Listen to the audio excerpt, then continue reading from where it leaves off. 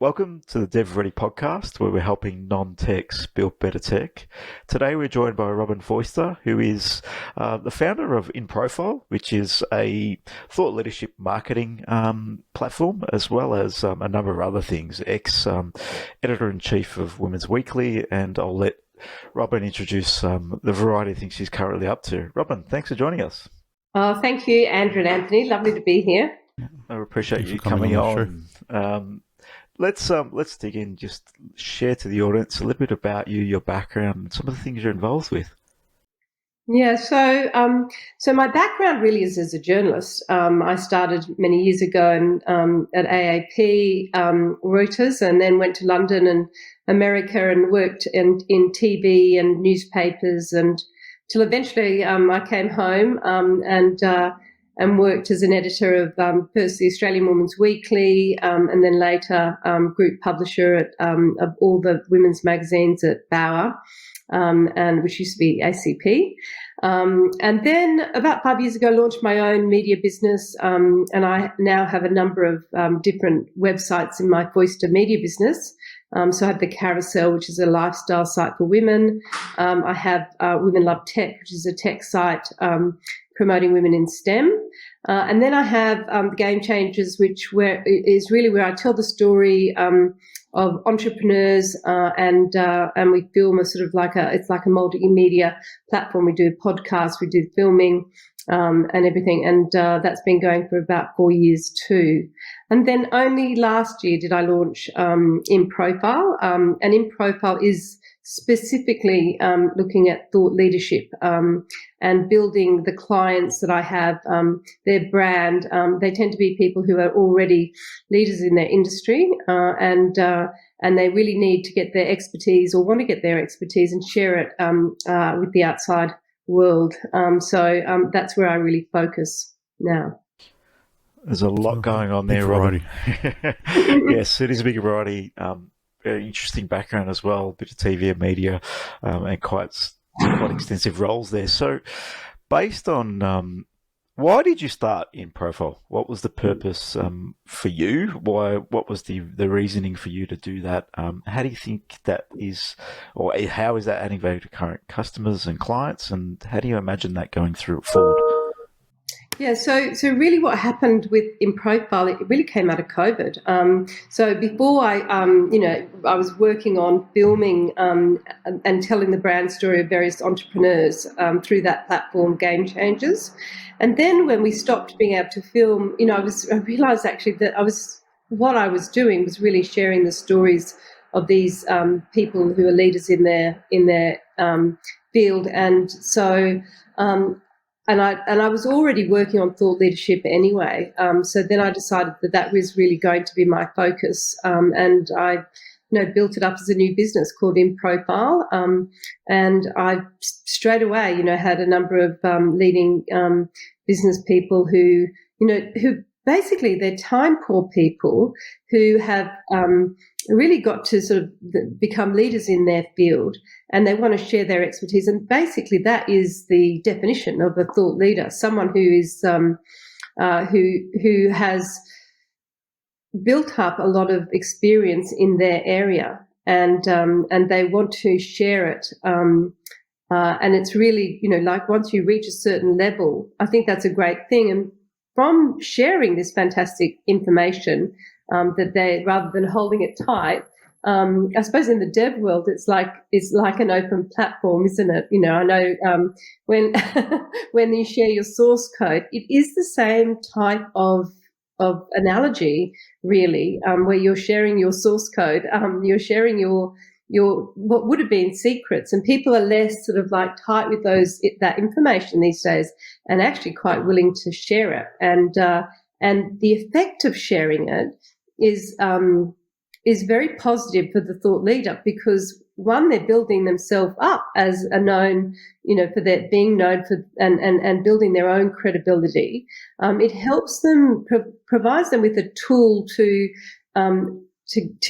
engage with their peers and also the people who are coming up through, climbing the ladder in their industry. Will recognise them as leaders in the industry and probably want to work with them.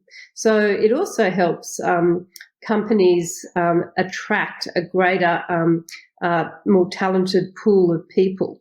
And so that's really what thought leadership is about. It's about really, it's really sharing your secret source material, and in return, you gain a respect and probably and obviously there's respect that you deserve in the industry as leaders in the field. With a more traditional, as I say, marketing approach, is the biggest benefit is it's probably building brand and reputation better, going down the thought leadership path, as opposed to constantly selling or telling people what you can do, and not how to help or how they can do it themselves. That's right. So in thought leadership, you're not really asking for stuff. You're really sharing and giving, and we've seen this really change in the approach in marketing over time, where it used to be the hard sell in marketing. I'm great. You should buy my services. But rather than that, rather than that, engage them with sharing some of your knowledge. And it is rather what like you and Andrew and Anthony, you are both doing with your podcasts. You're providing a platform to share to your audience, information or stories from people that you're interviewing that they hopefully can benefit from, and that's thought leadership, at its core. And you're not doing the hard ass and saying, and by the way, guys, you should, come and let us do the work for you. But they get to know you and they get to see that you're credible and that you're genuine. And guess what that's going to do? Increase your business, because people are going to be interested. I'm interested. We all need people that can help out with dev. We started on this journey, what was it, 2019? So it was a pre-COVID thing, and it was done out of our office, which we no longer have anymore.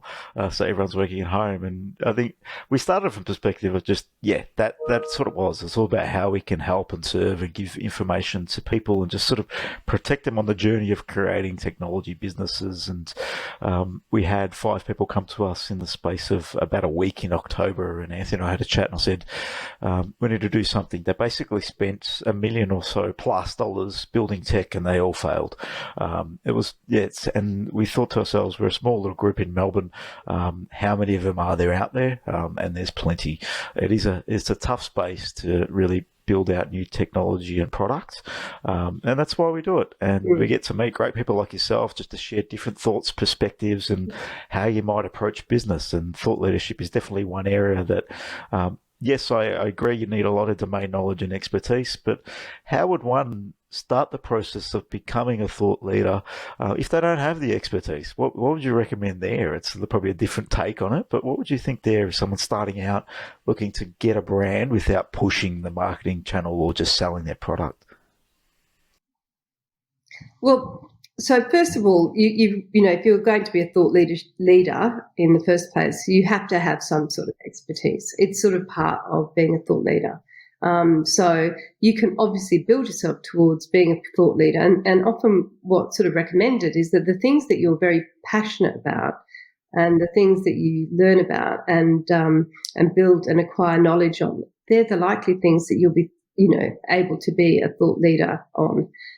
So obviously, if you love your job and you're really interested in learning more about it, that knowledge that you build and acquire is something that you could share and start becoming, a thought leadership. So you can actually develop it. And I would recommend that everyone really looked at their LinkedIn profile and have a think about what their own personal brand is and where they want to go with it, and what they want to be recognised for. So it's a really useful thing to, it's not a vanity thing at all, but it is worth Googling yourself and seeing what your digital footprint is, and start there and think, okay, so there might be nothing, and that's fine. You might be that person who doesn't want anything. But if you're a thought leader, you are actually wanting to build your profile. And so therefore the start really is sorting out your first probably digital footprint for most people in business is their LinkedIn platform.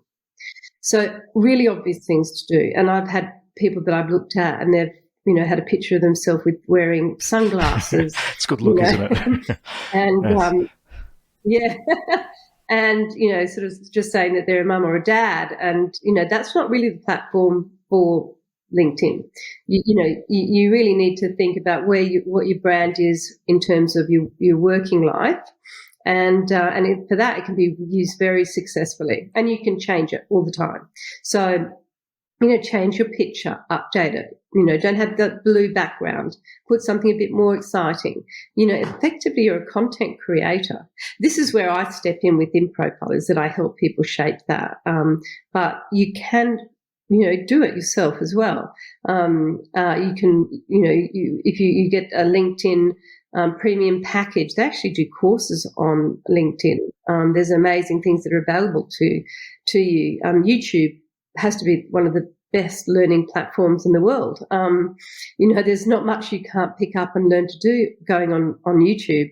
So, for the bigger companies, time poor professionals, I'm a good answer because that's what I do as I share people's stories and shape it, and we get I have a number of award-winning journalists who write for me, filmmakers who produce great video content as well, and we do a campaign strategy for what their thought leadership campaign will look like, and it is very different from the way that we've done it in the past, in that marketers have been out there and done the big hard sell.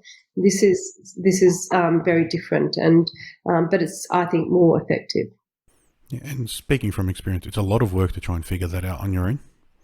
Yeah, that's the past couple of years, I don't know how much research I've done, tutorials, courses, everything I've watched and read and understood, and then just tweaking and experimenting to see what works and what doesn't. It's a lot of effort. That's right. You need to put the effort into it, and there's amazing things that you can do. Like for instance, just a little tip on LinkedIn is if you've promoted something on LinkedIn, and you should really, if you're really serious about it, have a content plan for it. And that might include a certain number of videos and a certain number of straight posts and a certain number of sharing posts and engaging with other people who you're in your field or domain. Also, you've got your tagging, which is very powerful. But once you've put something up, the great thing about LinkedIn, and this is why I recommend everyone really focus on their LinkedIn platform, is that as an individual of the company, you always keep your own personal LinkedIn profile. So you take it. Yeah. It is separated, right, from the business. It can, and it's, so yeah, I agree with that. That's right.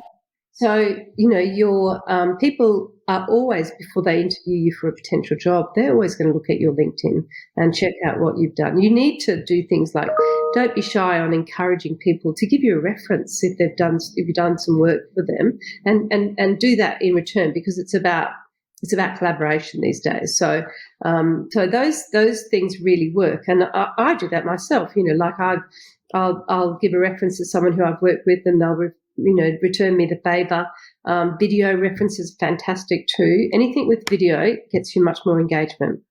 And I think anything with audio as well, because audio is the new video in a way. Yeah, correct. Oh, we're moving, obviously, DevReady Podcast to some videos, so you'll see your face on YouTube.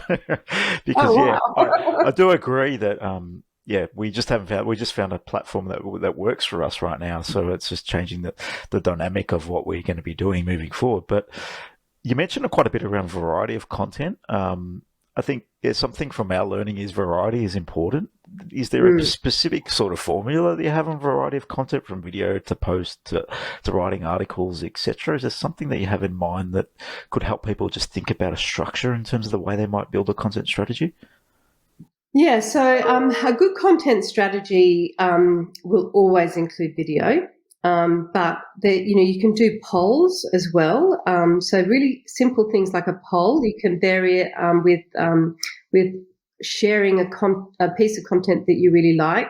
Don't forget that you've got the ability to write articles. So often what you can do, for instance, for your podcast, you could take a transcript of the podcast and run that as an article that you it's like a bit like having your own personal magazine within your own LinkedIn platform. Be really encourage, and you do this, but you give media packs to people who've appeared on the show. So give people the tools to help share what you've created with them, so that they can not just like what you've done, but encourage them and coax them to share it to their platform, which is very different from a like.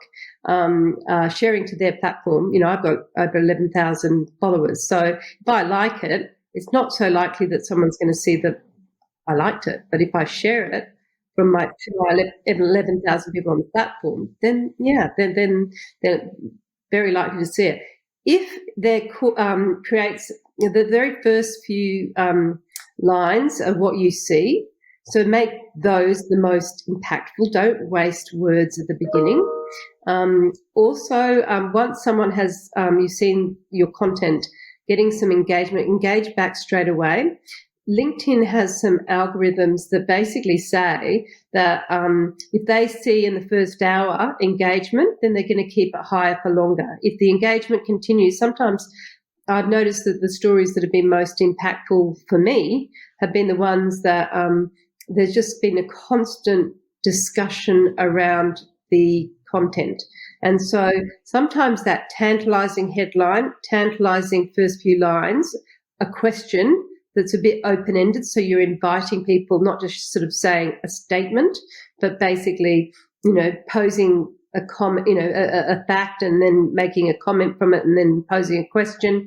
These are ways of getting variation into your and engagement into your post. And then once you do that, then as a result, you're going to get a lot more people reacting. And you want reaction because that keeps it on the keeps it up high in the feed for longer. And that's the great thing about LinkedIn, is that it's sort of where Facebook used to be for publishers about 5 or 6 years ago, or even 10 years ago. So those people who got in 10 years ago grew their Facebook family, if you like, community, really quickly. Like the ones who, like, I can tell you, Stay at Home Mum is a website that I know the founder of, Jodie Allen. She has over 500,000 followers. It would be really hard to grow 500. Yeah, really hard to grow that now, because what Facebook has done now is to sort of, to grow your audience. They're really after advertising money. If you advertise, you go higher up the feed, and if you don't go up the feed. With LinkedIn at the moment, it's free. I don't think that's going to stay the same. I think that it's going to be easier now to grow your LinkedIn profile than ever, but that won't stay the same. LinkedIn will eventually reward those people who reward them with advertising. From a payment perspective, yeah, they've got a few other monetization models built in the platform, recruitment side of things, which does hopefully keep the model as it is, but obviously it can change. It's a platform. It's not owned by us. It's owned by a business, Microsoft. A big business now. Yes, exactly. Microsoft brought it out. So it can change. And we saw that. We saw that with Facebook recently. So I've had my Facebook platforms. I've got 40,000 on Carousel Facebook and 20-odd thousand on Women Love Text Facebook, and they shut them down for a period. Because of the news blockage. Yeah, any news site. Yeah.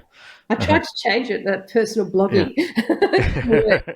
Didn't work. Okay. Didn't work. No. They restored all of those though, didn't they? Yeah, I think they did. Yeah. Yeah, they've restored them now. Yeah. But like what that showed us publishers is that it's like building a business on sand in a way. You've got to have more than one platform that you're working on. So, for instance, you have a podcast which is, no doubt amplified across, Apple and Google, and it's really being pushed into different platforms.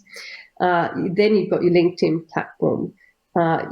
and your other social media platforms. So that's good. You're spreading it out. But those people who are just putting content on one platform need to be advised that, it is like building a business on sand. It as you said, Andrew, it's not our platform, even though you sort of feel quite, you can have a really successful business from a platform, but it changes because you're not controlling the algorithms.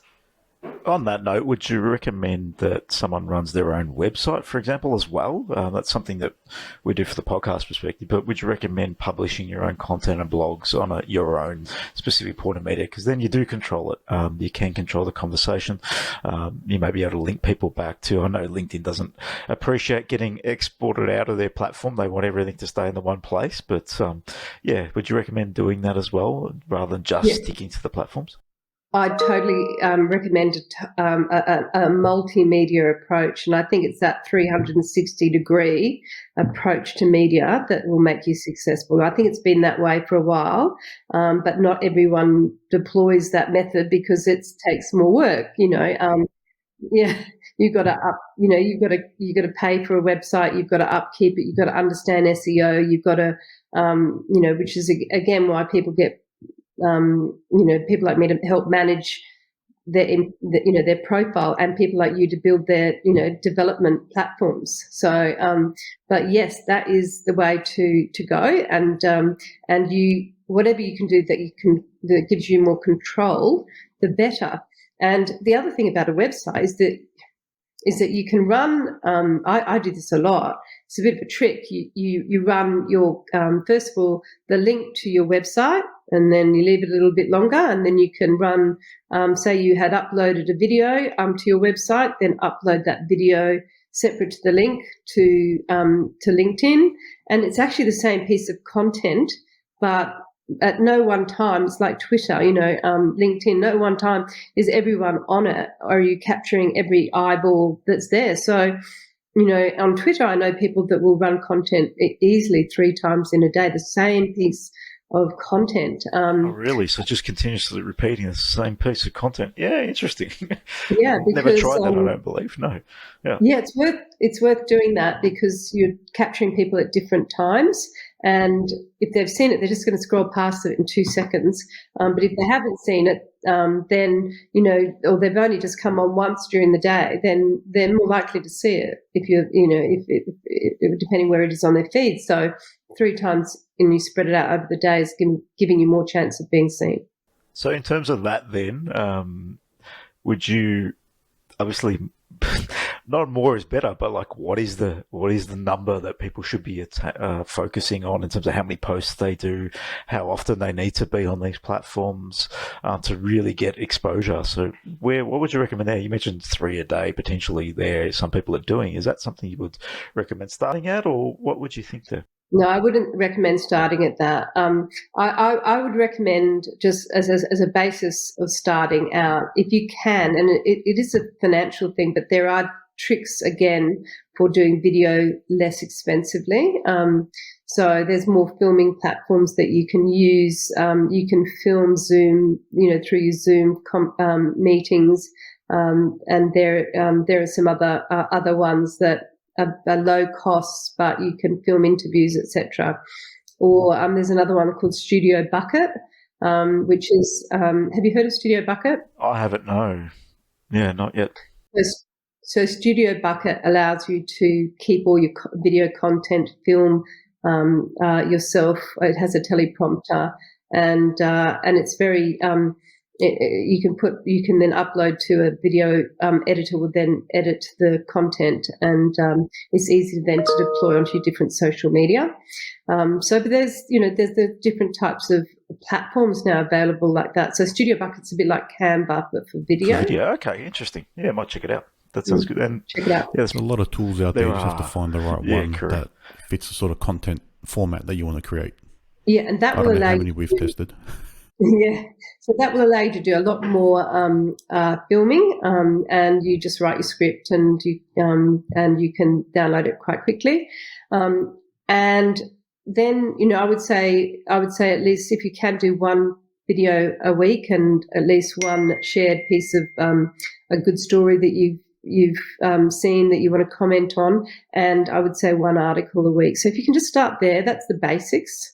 And then start introducing something new every couple of weeks. So it might be, doing a poll or something like that. So the other thing is to check your analytics. Keep a tab of it. Use an Excel spreadsheet and just keep a track on what gave you engagement, what didn't. That helps as well.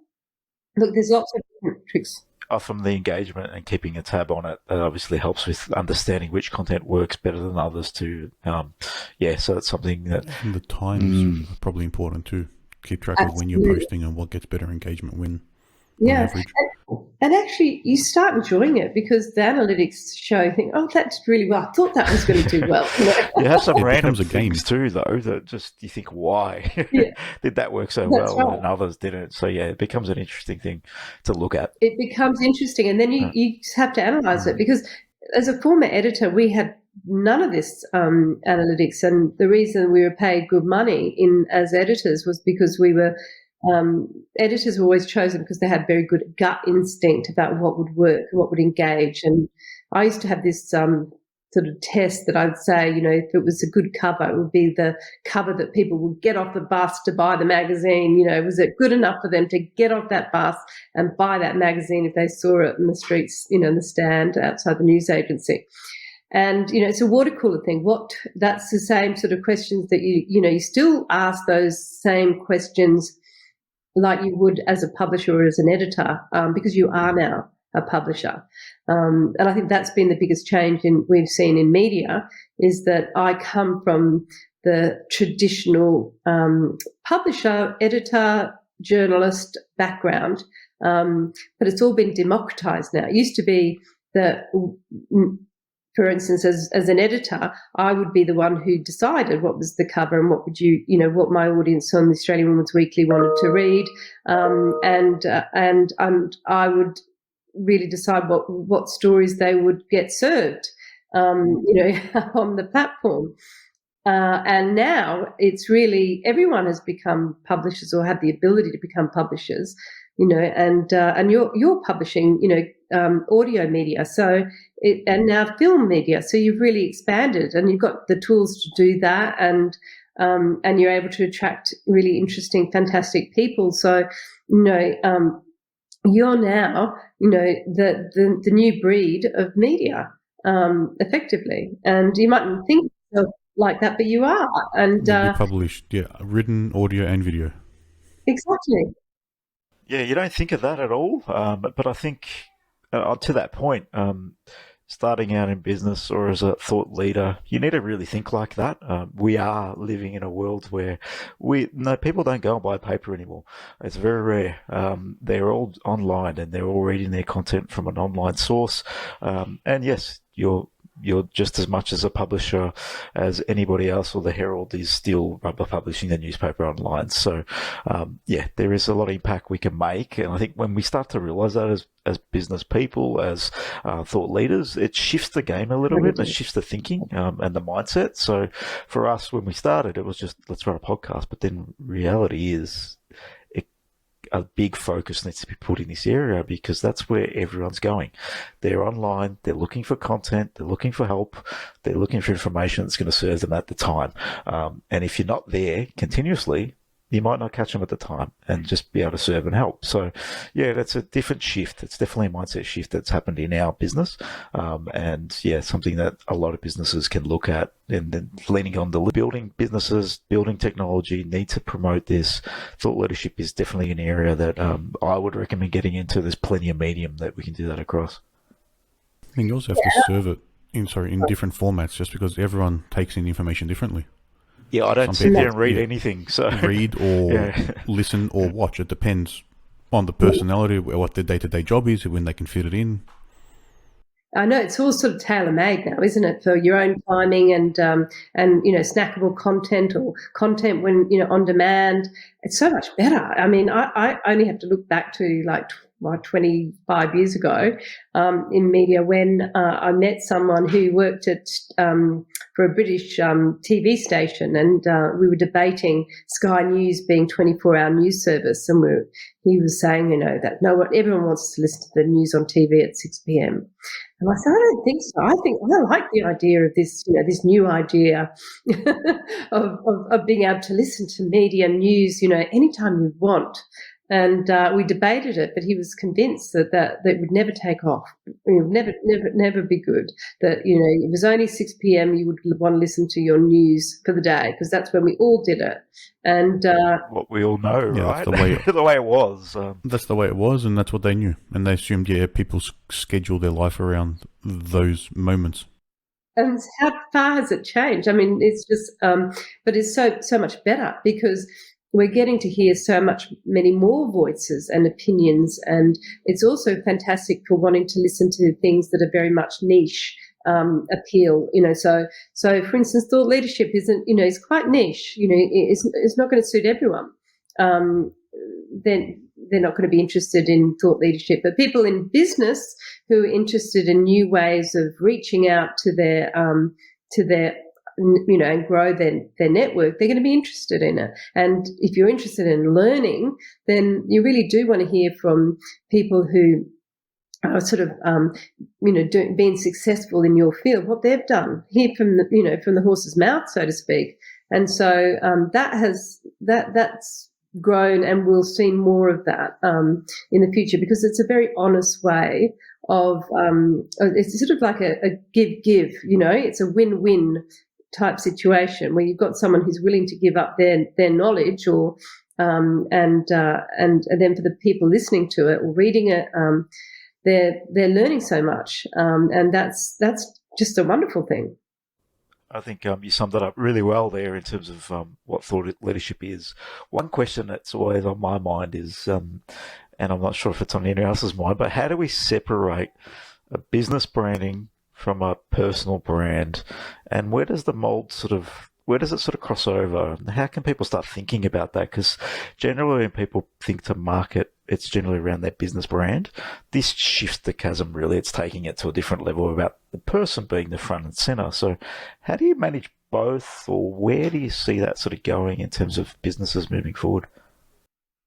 Yeah, that's a really good question, Andrew. So it is really important to really think separately about where you are in the business ecosystem and the business. So when I manage clients, I tend to manage their business LinkedIn brand and their personal brand. And so I think about it a lot because, so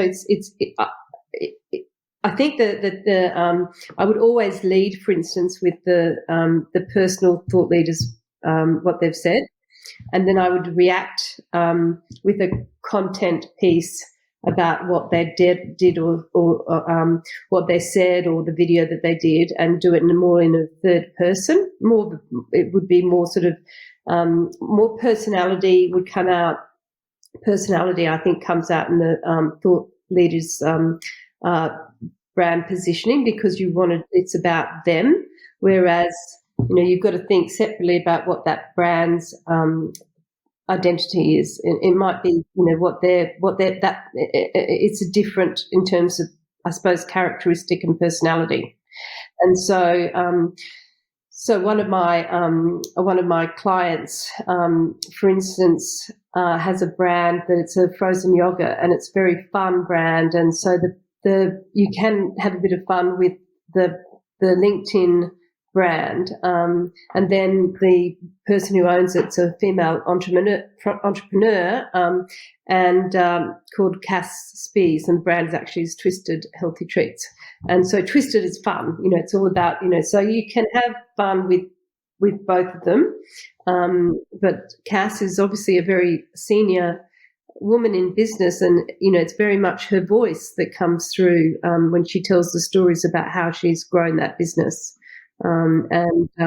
So yeah, I think it really does take you do need to do quite a bit of work on how it is differentiated, but it should definitely be differentiated, and I think that the business can support the thought leader in terms of putting posts out that are So if Thought Leader has done a podcast, it should be supported on the business brands platform. That's important. Yeah, no, I think it's all about strategy then, and just sitting down and putting a plan together from both sides. The business is for a reason. In the context of what we're doing, we've got businesses, podcasts. They all exist for different purposes and reasons.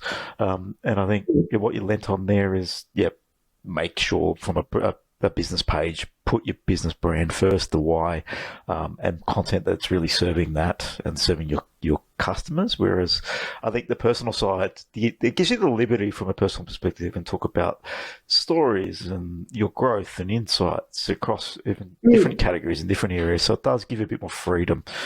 It's just something I like to ask the question on, because it is a bit of a sticky point when you own a business, and then how do you differentiate? So I really appreciate that sort of insight. And I think it is about your personality, because you can.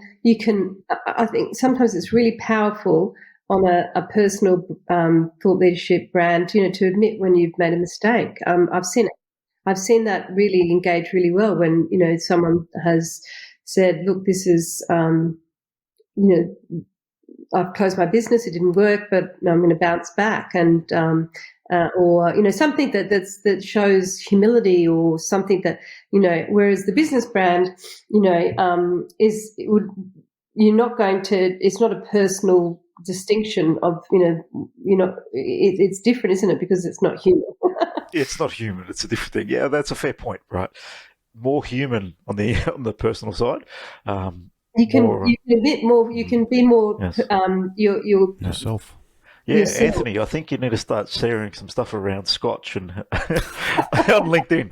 He's got a nice little following on the Instagram. Whiskey fan.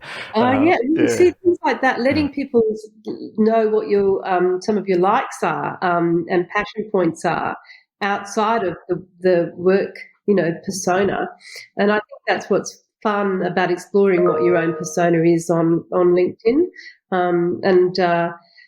because I think people accept that it's like me. I've got the same thing. I've got so many different interests. I'm often supporting women in STEM. I spoke at Pause Fest on female founders, and pulled together 50 women talking about what International Women's Day means to them. So these are all passion points for me, and so I think people start following you if they feel like they know you a bit, and so those sharing of personal interests is a good thing. Yeah, I think that makes a lot of sense, because it's not people but a people. That's what LinkedIn is all about. It's relationship building, and when you have common interests, we build relationships, right? So it makes a lot of sense. When you meet face to face, that comes out anyway, so you have to try and bring that across in all the media creating. Now that we sort of covered... Sorry, I was going to say that's the great thing, is when you do create businesses, that partnerships that come out of LinkedIn, you've probably already built a relationship that you get to know that person before you started, which is quite unique. Yeah, definitely. And you'll start filtering out the people that don't want to work with you already, so it's a bit better chance of moving forward with them anyway as well. Exactly, yeah. I was going to say, now they've sort of covered like a strategy for how you should be promoting content in the different formats. For those who still aren't quite sure how to approach their thought leadership, what sort of content should they actually be creating? Or what should they be filming videos or speaking or writing about? So it can be in sort of a whole umbrella approach, and that could include, so if they're doing things like podcasts, content with other people, that they share that content. Then there's the creating their own unique content. That might be, where you're writing for websites, or you're writing for your own website, and or just purely for, say, LinkedIn on the article page, for instance. So there's different types of content that you can then look at, and I think it's always great to be sharing the content where you've been in a podcast or you've been interviewed, because I think that gives you additional credibility. If you're speaking at any events, make sure you're getting some publicity for that, and sharing that, or taking pictures. It doesn't have to always be the full, fully highly promoted video content. But I would also advise that, depending on the size of the business, that is a step in the right direction. So, it's what we do on Game Changers, where we provide a podcast. We do a number of different videos that can be used, such as what makes a game changer, where we ask each of the game changers what are the special ingredients that have helped them. We do another segment, which is what would you tell your younger self? So they reflect back on what would they have done differently, that the lessons they've learned, and then we do the actual storytelling of how their business began and how did they grow, and what are they proud of, and it's basic storytelling. So when you are doing filming, it is good to get different types of content from the filming. So really plan it wisely, because it's expensive. And then there's just the straight. I think you can sort of think like this, like what we're doing now. It's like a TV platform. So the boundaries around old TV is sort of like, it's really hard to get on TV. I worked at Channel 7, and I was inundated by people wanting to have their time on the sofa when I was working on Sunrise. But actually, you don't need that anymore. If you've got your own channels on different social media platforms, you're creating the noise yourself, and that's what I like. And that's what I like to encourage people to do, because the whole thing with thought leadership is that actually you're you're leading the conversation, and that's what thought leaders do, is that they lead the conversation. And I think what you just said there, trying to get onto the sofa, you can create your own sofa, create your own audience following. Relationships, and have conversations with people that really care. Being on a big picture box, there's a 1% that might be interested, but within your own little network, you can get that percentage up really, really high if you're doing the right things and connecting from the right perspective. Yeah, podcast with 0 followers and 0 listeners. Yeah, we just everyone decided to nothing, do it, and right? then, all right, we've actually got a little pocket where some people come and watch and listen. Excited to be on the show. Yeah, you're not talking millions, but you're talking thousands, or 1,000 or 2 that come and listen. Yeah, like that. So and it's like monthly sort of listens, and that's a decent number for us to attract into. And by doing this, just sharing it out on LinkedIn, that's all we really do. Bit of Instagram sharing, and we don't advertise it at all. But I think people need to understand that this is an investment too, because an investment in yourself, your business, your vision, your passions as well. It's a passion of ours just to share stories and help people get to where they need to be, because in the end, it's all about helping, but that's one outcome. In reality, if you're going to build technology, you need to build a business, you need to build a profile, you need to be able to promote this thing, you need to know how to manage it, real big team, and it's all about the rest of it, really. So how do we get people akin of all the information that they need to have to really kick this off? And that's why we brought it all together. And just having that one little the sofa makes a lot of sense, because we might be talking to one person today, but that one person we could make a difference to. I think that's how you have to approach it. Yeah, and the one person might be your next customer as well. And I think another thing people sort of don't consider when they're doing that is the consistency. Because eventually when you do get that following, people will look forward to hearing from you or seeing the content you're producing. Just because you don't have the following at the front, unless you build up the consistency, then they won't know what to expect or when. Yeah, so consistency is super important. So that's why a content plan is great, because you're delivering the content every Monday or every Wednesday. And at the same time, and then you're letting people know that it is Monday and Wednesday and maybe Friday, and then people will tune in and listen to it and mix it up, the live content that you do, as well. So, there's I think that the analytics, the algorithms really reward anything that's live. So play with different formats. I interviewed Michaela Lancaster only recently. She's the CEO of Spotify. And Spotify, as you know, moving more from, just not just a music platform anymore, it's a podcast platform. They've had some very big signings with Michelle Obama and the likes, and Harry and Meghan even, with Archwell Productions.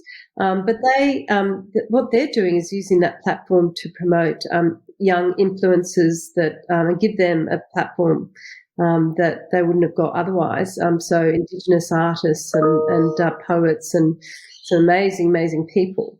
And what she was saying is that the trend for podcasts is changing changing the formats. And so the type of podcasts where it's a straight interview are becoming different, where people are actually tuning into getting questions from their audience and reacting to that live. And there's some of the things that we'll see in the future. It's always evolving, right? So I think you need to and like Anthony just said, they're committing to a process, and that's what you need to do. You need to commit to a schedule and getting it done. But look to change, because if you do the same thing over and over again, it gets a little bit boring too. So always look to evolve, and I think that's important in the whole process as well. I think evolving your content is really important. Look at what you used to do. And I can give you an example. A friend of mine, Elise Strawn, she started my cupcake addiction. And she used to start by filming little cupcakes with a camera, downwards, and then she brought herself into it, making the cupcakes. She's got like 10 million followers now. Yeah, wow. Okay. And she's really evolved her content. Yeah. Like, she's realised that if she does a zeitgeist of it's the World Cup football, she'll do a football cupcake, or and she changes it up all the time, and even moves into different areas. So she's, there's some great examples of how people have evolved, and look at those people who are leaders in those fields of content, and then look at what they did and just challenge yourself a little bit. So challenge yourself. Look at by listening to, whether it's the other podcasters and what they're doing, and who's best in class, and then think about what you can do that's going to be different for your next podcast format. Makes a lot of sense, Robyn. I think we'll end that there. I think it's been a really good conversation around everything all about thought leadership and how someone might start the process, some things to think about in terms of how to go about it, and getting some structures in play and strategy thinking around it too. So really appreciate you coming on. It's been a pleasure just talking all about thought leadership in publishing. So really appreciate your time. No, thank you, Andrew and Anthony. It's been a pleasure talking to you. And if anyone wants to find out about you, how can they reach out and learn about InProfile as well? Yeah, so it's inprofile.com.au is the website, and I'm easy to contact via LinkedIn under Robyn Foyster. Perfect, Robyn. I'll put those links in the show notes for everyone and share them out. Thank you. Thanks for your time. Lovely. Take care.